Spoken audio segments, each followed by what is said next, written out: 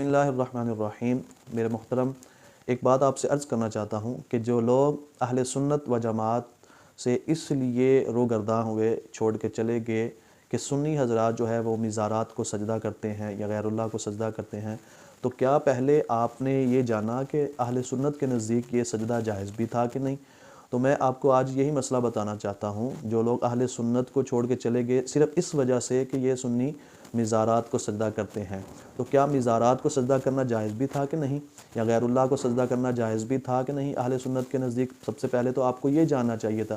تو میں آپ کو یہ بتانا چاہتا ہوں، امام اہل سنت جو سنیوں کے امام ہیں، امام احمد رضا خان فاضل بریلوی رحمۃ اللہ تعالی علیہ، آپ نے 22ویں جلد کے اندر، فتاوی رضویہ شریف کی 22ویں جلد کے اندر ایک رسالہ لکھا سجدہ تعظیمی کی حرمت کے متعلق، کہ سجدہ تعظیمی حرام ہے اس امت میں۔ اس کے اوپر آپ نے پورا رسالہ لکھا جس کا نام ہے الزبدۃ الزکیہ فی تحریم سجود التحیہ۔ اس کے اندر 22ویں جلد میں آپ نے 429 صفحہ نمبر پر آپ ایک عبارت نقل کرتے ہیں، میں آپ کے سامنے پیش کروں۔ آپ فرماتے ہیں، یقین جان کہ سجدہ حضرت عزت جلالہ کے سوا کسی کو نہیں، اس کے غیر کو تو سجدہ عبادت جو ہو تو وہ یقیناً اجماعاً شرک مہین و کفر مبین ہے۔ آپ نے فرمایا کہ جو غیر اللہ کو سجدہ کیا جائے، اللہ کے علاوہ کسی کو سجدہ جو ہے وہ اگر عبادت کی نیت سے کیا جائے تو وہ یقیناً اجماعاً شرک مہین و کفر مبین ہے، اور اگر وہ سجدہ تحیت ہے تو سجدہ تحیت حرام و گناہ اور کبیرہ بالیقین ہے۔ تو آپ نے تو یہاں پر صاف اور صراحتاً لکھ دیا کہ اہل سنت کا جو نظریہ ہے، اہل سنت کا جو موقف ہے وہ یہ ہے کہ سجدہ تعظیمی جو ہے وہ بھی گناہ ہے، اور اگر عبادت کی نیت ہو تو یہ تو کفر ہے۔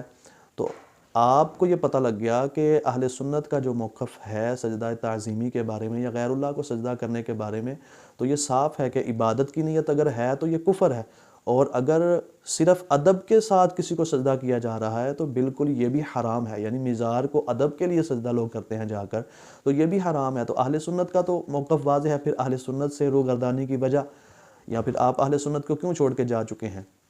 اور دوسرے نمبر پر جو لوگ یہ کہتے ہیں کہ بھئی نہیں سجدہ تعظیمی بھی کفر ہے، تو یہ وہ غلطی پر ہیں لوگ، یہ ان کی غلطی ہے اور صراحتاً غلطی ہے۔ کیوں؟ کیونکہ قرآن پاک میں واضح طور پر یہ ذکر ہے کہ حضرت آدم علیہ نبینا علیہ السلام کو فرشتوں نے سجدہ کیا تھا، اور یہ قرآن پاک میں اللہ رب العزت نے فرمایا وَإِذْ قُلْنَا لِلْمَلَائِكَةِ اسْجُدُوا لِآدَمَ فَسَجَدُوا إِلَّا إِبْلِيسَ۔ جب ہم نے کہا ملائکہ کو کہ آدم کو سجدہ کرو تو سب فرشتوں نے سجدہ کیا۔ اب دیکھیں کہ اگر غیر اللہ کو سجدہ تعظیمی کفر ہوتا تو یہ حضرت آدم علیہ السلام کو سجدہ کیوں کروایا گیا؟ تو جنہوں نے یہ جملہ کوٹ کیا کہ اللہ کے غیر کو سجدہ وہ چاہے تعظیم کے لیے ہو چاہے عبادت کے لیے ہو، دونوں اعتبار سے کفر ہے، تو یہ بالکل ان کی غلطی ہے۔ ہاں، عبادت کی نیت اگر کسی کے ہے تو وہ کفر ہے، وہ تو ہمارے نزدیک بھی کفر ہے، ٹھیک ہے، لیکن اگر کوئی تعظیم کی نیت سے کرتا ہے تو وہ تعظیم کی نیت سے اگر کوئی کر رہا ہے، ادب کی وجہ سے کر رہا ہے تو کفر نہیں ہوگا۔ ہاں، حرام ضرور ہے وہ، تو حرام کا گناہ اس کو ملے گا، ہاں وہ کافر نہیں ہو جائے گا، وہ مشرک نہیں ہو جائے گا۔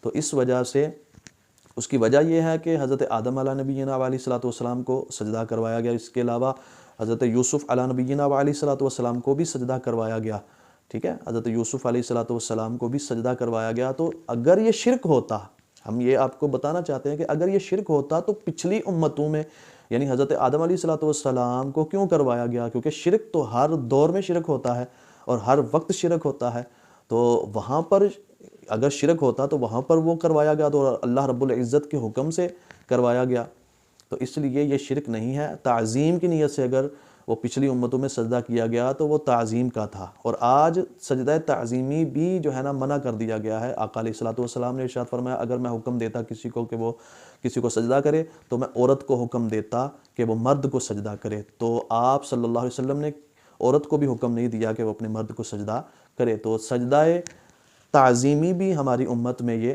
حرام ہے آج کے دور میں۔ تو اہل سنت کو چھوڑ کر جانے کی کوئی وجہ نہیں ہے۔ آپ جو لوگ اہل سنت کو اس لیے چھوڑ کے گئے کہ یہ سجدے کرتے ہیں تو سجدہ ہماری شریعت میں جائز ہی نہیں ہے، ہم نے کب کہا کہ سجدہ کسی کو کرو جا کر؟ تو جو لوگ کرتے ہیں اب یہ ان کا اپنا فعل ہے، یہ کسی ہمارے بزرگ کا قول نہیں ہے، ہمارے کسی سلف و صالحین نے نہیں بتایا۔ جزاک اللہ خیرہ۔